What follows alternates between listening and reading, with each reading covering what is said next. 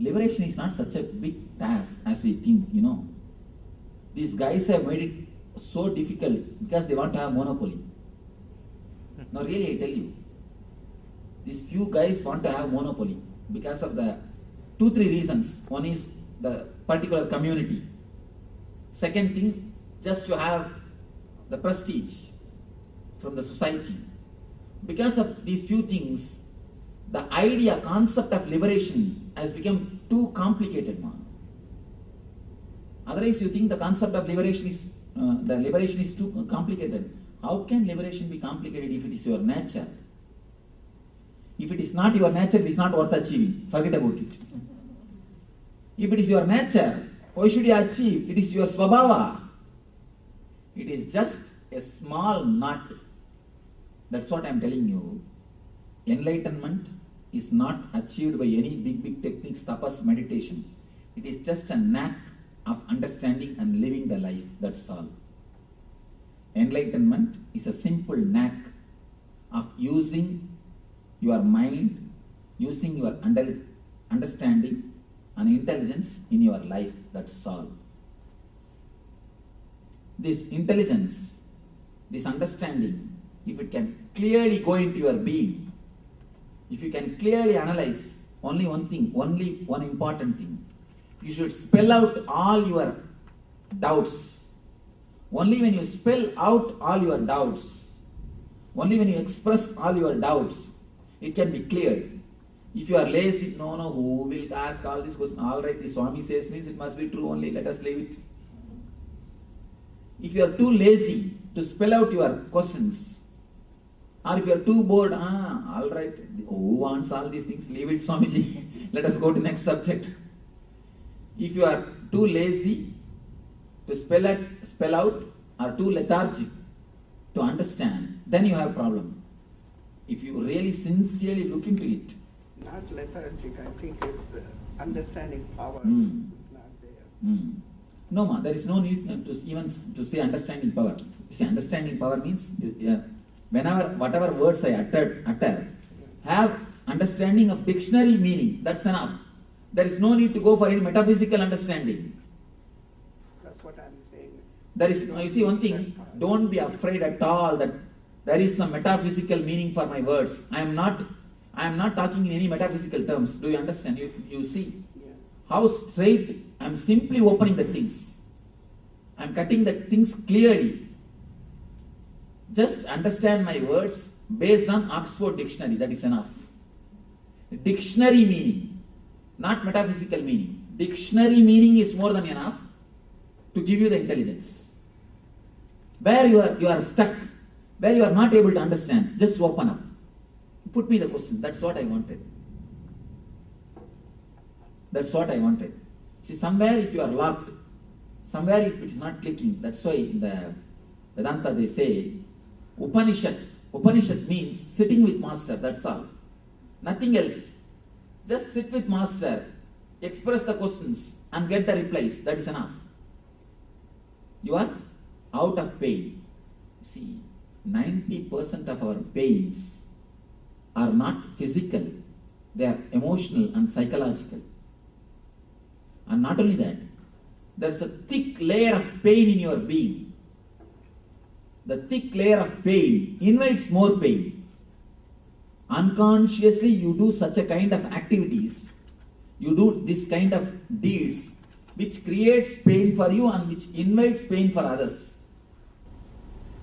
No, Swamiji, nobody invites the disease or the pain for themselves. When it's there, we recognize it and say, I have it. One simple thing, ma. Nobody invites cancer. But if they continue to smoke, what it means? There are some other cancers that doesn't come with the smoking. But those we don't invite them, they come to you. There are many diseases, ma. We may not directly invite. Our food habits invites. That's what. Our food habits are inviting. Our sleeping habits invite. But food habits, sleeping habits, whose habits, ma? Those are the habits that somebody made it for us. That is what now I am telling. Now it is time for Maybe us to. My mom fed me that and my mom made me to sleep that time.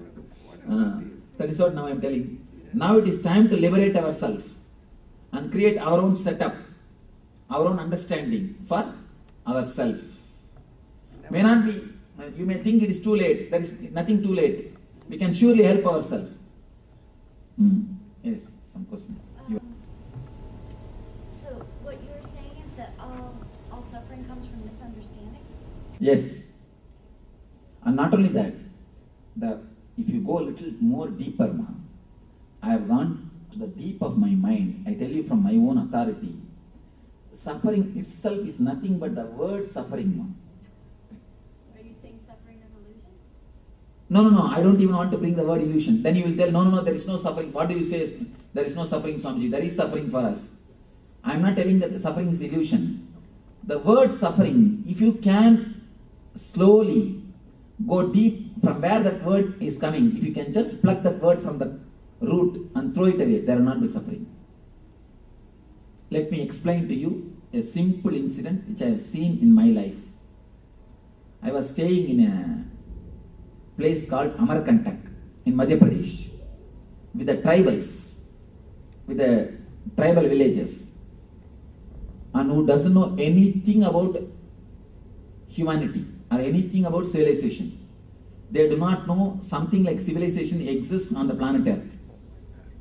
They have never seen anything of civilization. I was living with them.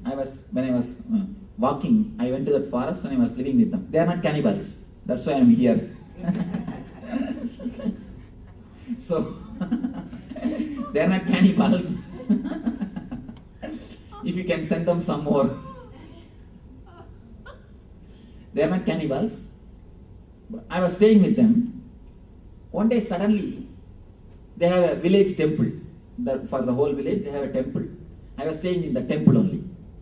One day suddenly, in front of the temple, they made a small hut. And one lady came, pregnant lady. I could see that she will give birth to a child within 2-3 days. She came and entered that hut. After half an hour, I was just sitting there in one corner of the temple. After half an hour, she just walked out with a baby. I was shocked. No pain, no sound, no medicine, no assistant, no help. She just walked out with a baby. And she's just laughing with the baby and she walked out. She has cleaned her body and cleaned the baby's body and she walked out. I was shocked. But how to ask her? So I kept quiet. After a week or 10 days, I was staying there for some more time. Again, they made a hut. Actually, next day itself they removed this old hut. Again they made a hut. One more lady came. She gave birth to a child. Next day, in half an hour, she came out with a child. Now it is too much. I thought I should ask somebody.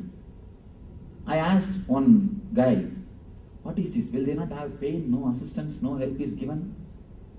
Just to pay. What it means? Why? I asked their president. He's little open type. I asked him, what is happening? Why she's not having any pain or no assistance? He said, why pain? Why assistant? This is the way we deliver. She goes and takes care of herself and comes back. Why animals are giving birth like this only? I was shocked. Then, after I became enlightened, I scanned the whole incident. I wanted to understand. I meditated upon that whole incident. I meditated. Actually, in a nearby area only I became enlightened.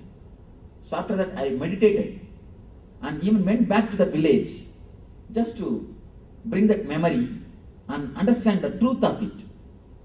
Then I realized, if you are not conditioned for the word suffering, you never suffer. You never suffer. Now, then I understood that deep secret.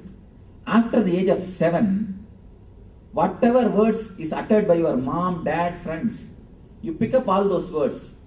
When they say headache, I'm stressed out, I'm gone, keep quiet, I have a headache, I have this, I have that.